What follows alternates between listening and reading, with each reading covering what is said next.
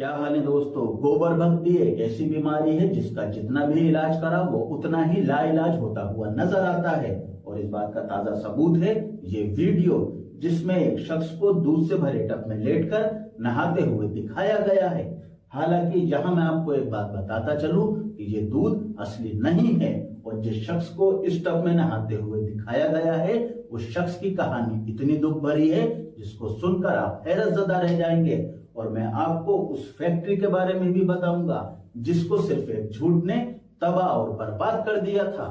लेकिन इसके बावजूद इस वीडियो को इंडिया में अब जानबूझकर सोशल मीडिया पर वायरल किया गया है और साथ ही ये दावा किया गया है कि ये वीडियो केरल की एक दूध फैक्ट्री का है जिसमें एक मुस्लिम शख्स उस दूध में नहा रहा है जिसे पैक करके बाजार में बेचा जाता है। 6 नवंबर 2024 को ट्विटर यानी एक्स पर इस वीडियो को शेयर करते हुए इंग्लिश में इस वीडियो के ऊपर लिखा गया है कि केरल में मुस्लिम शख्स दूध से नहा रहा है और वो उसे हलाल करना चाहता है। और साथ ही इस पोस्ट के कैप्शन में ये लिखा गया है कि केरल की एक दूध डेयरी यानी कि फैक्ट्री का नजारा देखिए जहां पर एक मुस्लिम व्यक्ति दूध के टब में नहा रहा है और वही दूध पैक करके बाजार में बेचा जा रहा है। इसी तरह का दावा मेरे भाइयों और भी बहुत सारे यूजर ने इस वीडियो को शेयर करते हुए करा है। लेकिन यहाँ पर आपको ये जानकर हैरत होगी कि ये वीडियो केरला का तो छोड़ो इंडिया का भी नहीं है और ना ही ये शख्स दूध में नहा रहा है, बल्कि ये वीडियो आज से तकरीबन 4 साल पहले तुर्की के एक मशहूर शहर कोनिया में हुई एक घटना की है। और इस घटना पर 13 नवंबर 2020 को इंडियन एक्सप्रेस द्वारा एक रिपोर्ट भी शाया करी गई थी। और इस रिपोर्ट में यह बताया गया था कि तुर्की के एक डेयरी प्लांट में दूध के टब में नहाते कर्मचारी जिसका नाम एमरे यासर है, उसका वीडियो उसी के एक साथी ने टिकटॉक पर शेयर किया था। और उस वीडियो के वायरल होने के बाद उन दोनों को गिरफ्तार कर लिया गया है।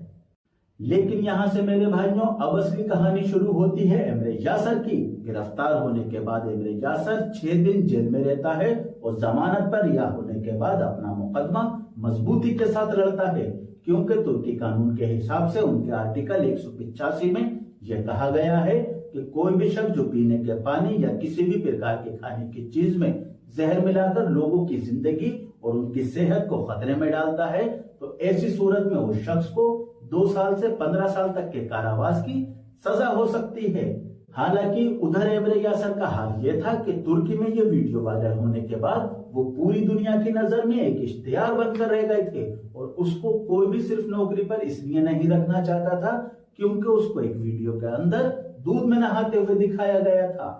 इसके बावजूद एमरे यासर अपनी जिंदगी और अपनी वजूद की लड़ाई लड़ते रहे और आखिरकार अदालत में यह साबित हुआ कि जिस टब में वो नहा रहे थे उसमें असली दूध नहीं था, बल्कि उस टब में बचे हुए दूध का मिश्रण और ज्यादातर गर्म पानी था और उसमें किसी भी तरह का जहरीला पदार्थ भी नहीं मिलाया गया था और ना ही वो टब किसी भी तरह के दूध बनाने के लिए इस्तेमाल होती थी। और ऐसी कोई सूरत हाल नहीं थी उस वक्त जिससे किसी शख्स की या लोगों की सेहत मुतासिर हो सके। जब ये सारे सबूत अदालत में पेश किए गए तो कोनिया की अदालत ने 21 अक्टूबर 2021 को एमरे यासर और उसके साथी जिसने वीडियो बनाई थी उन दोनों को बाइज्जत बरी करने का फैसला सुनाया। और ये फैसला आने के बाद एमरे यासर ने उन 70 लोगों पर मानहानि का मुकदमा दर्ज कराया जिन्होंने ये वीडियो के साथ फर्जी खबर लिखकर शेयर करी थी और ये बताया कि किस तरह से सिर्फ एक झूठ जो कि सोशल मीडिया पर वायरल हुआ था और उस झूठ ने उसकी जिंदगी को पूरी तरह से बर्बाद करके रख दिया है। तो देखा मेरे भाइयों आपने किस तरह से सिर्फ एक मजाक में बनाया गया वीडियो जब सोशल मीडिया पर वायरल हुआ तो किसी ने उस वीडियो पर यह खबर चला दी कि ये शख्स जिस दूध की फैक्ट्री में काम करता है उस फैक्ट्री का दूध आपको इस तरह से पिलाया जा रहा है। नतीजा इसका क्या हुआ कि एग्रीकल्चर और फॉरेस्ट की टीम ने उस फैक्ट्री पर छापा मारा और उस फैक्ट्री में मौजूद तमाम प्रोडक्ट्स को तबाह कर दिया गया और उस फैक्ट्री का लाइसेंस रद्द करने के साथ ही उसमें काम करने की पाबंदी भी लगा दी गई। और तुर्की के कानून 5996 के मुताबिक साफ सफाई की जरूरियात का उल्लंघन करने पर उस फैक्ट्री पर जुर्माना भी लगाया गया। अब आप समझे मेरी बात को, मैं क्यों इस तरह की फर्जी वीडियो का खुलासा करता रहता हूँ।